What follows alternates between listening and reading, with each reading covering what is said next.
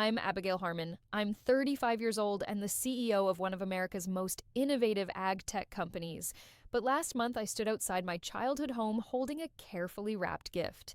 And my brother looked me in the eye and said, "Park around back. Use the kitchen entrance. 10 years, a $10 million business, a Forbes cover."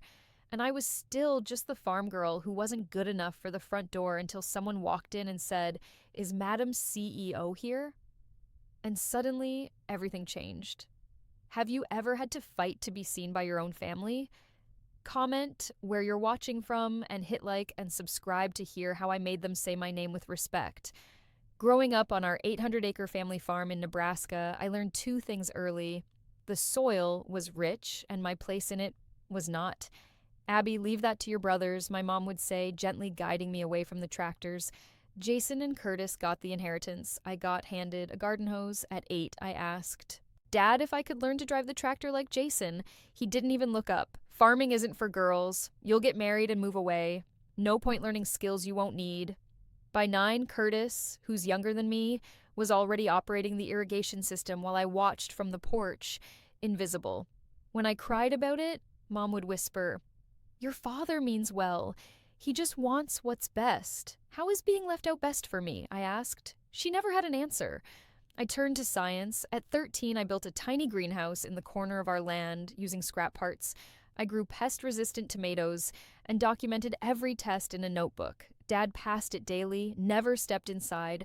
Once I showed him a breakthrough crop, he barely glanced. "That's cute, Abby. Playing with plants is fine for a hobby, but it's not real farming." That hobby became my passion. My mother, quietly defiant, brought me seeds and once slipped me a brochure for the University of Nebraska's edgy science program. When I got accepted on a full scholarship, I announced it at dinner. Dad's fork hit his plate. "College is a waste for a girl, especially in farming." "Maybe I'll run my own farm," I said. He laughed, not cruel, just convinced I couldn't.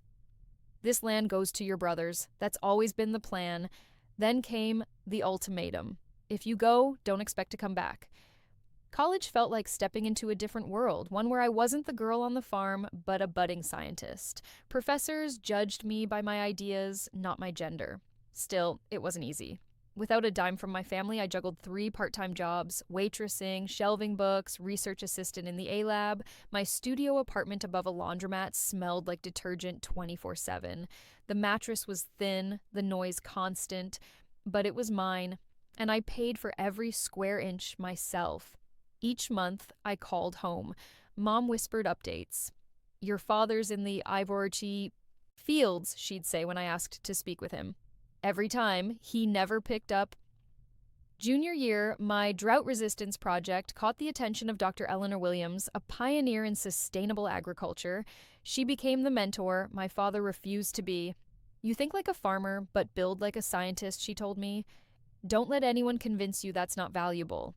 Under her guidance, I developed an irrigation system that cut water use by 30%. When I presented it at a university conference, I saw a familiar face in the back. My mom had come without telling anyone. She hugged me fiercely afterward and whispered, "He should see you now."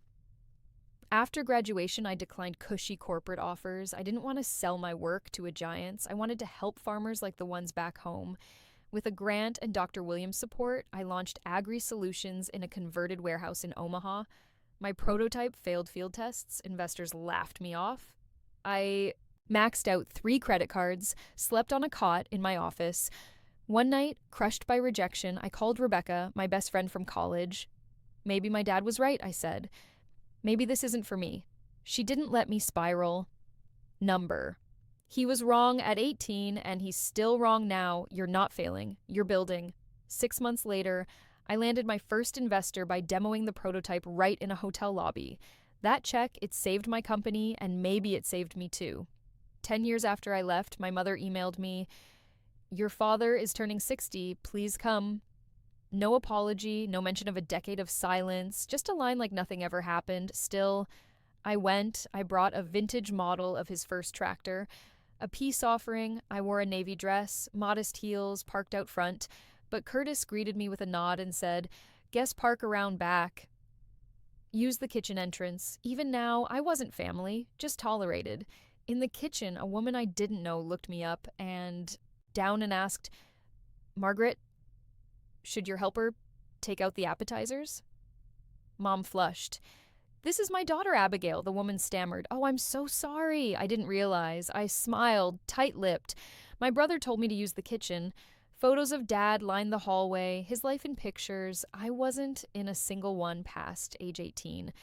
It was like I never existed.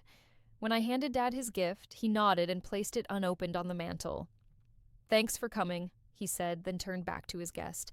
I stood there invisible in my childhood home until the front door burst open and a booming voice called, Is Abigail Harmon here? Madame CEO of Agri Solutions. Marcus Thompson, president of the regional bank, strode in, eyes lit up. There she is. Your systems are revolutionizing Midwest farming. I came just to meet you. The room froze, all eyes on me.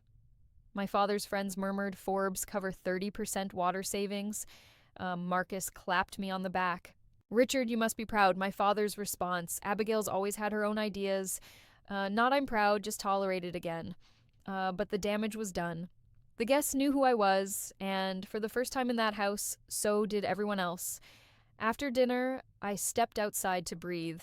That's when Jason found me. He glanced at my boots, then said casually, brutal, use the kitchen if you're coming back in. Mom just cleaned the carpets. His boots were caked with mud. Mine weren't. Mine are cleaner than yours, I said. He shrugged. No need to make a scene, Abby. It's Dad's birthday. This wasn't about carpets. This was about putting me back in my place publicly. Later, I found my father alone in the barn. The old tractor stood beside him. Quite a stir you caused, he said without turning. I stepped forward. What's the name of my company, Dad? He blinked, hesitated, said nothing. 9 years I've sent articles, photos. Do you even know? Silence. Agri Solutions, I answered myself. We've helped over 500 farms across 12 states. We employ 47 people. You left? He snapped. You chose a different path? No, I said. You gave me no choice. You told me farming wasn't for girls. You said, not to come back? His face hardened. We have different ideas about family. Apparently, in mine, family doesn't make their daughter use the service entrance. Jason interrupted, awkward. They're cutting the cake. I think I'll skip it, I replied. Dad's barely spoken to me all night. Abby, don't be dramatic, Jason said. I'm not, I said calmly. I'm setting boundaries for once. As I walked out, I heard them whisper behind me, but I didn't stop. Not this time. That night, I told Rebecca everything. I walked away before the cake. She didn't hesitate. I'm proud of you.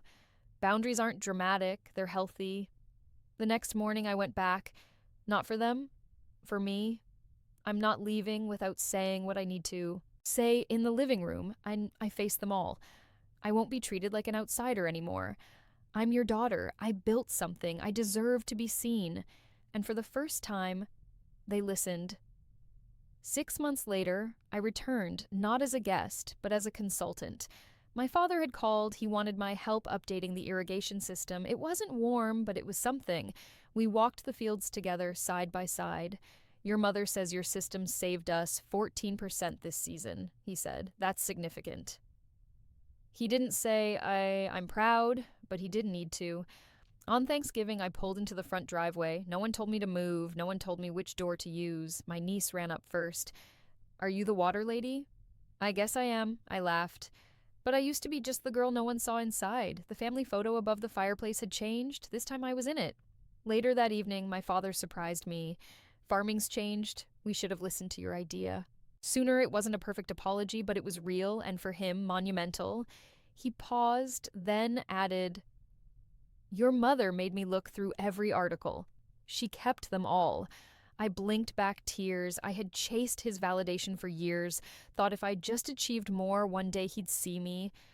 But standing there, I realized I didn't need it anymore. I knew my worth with or without him. Have you ever had to fight for your worth in a family that couldn't see you? Share your story in the comments, like and subscribe if this resonated with you. And remember, sometimes the back door they send you through is exactly where you find your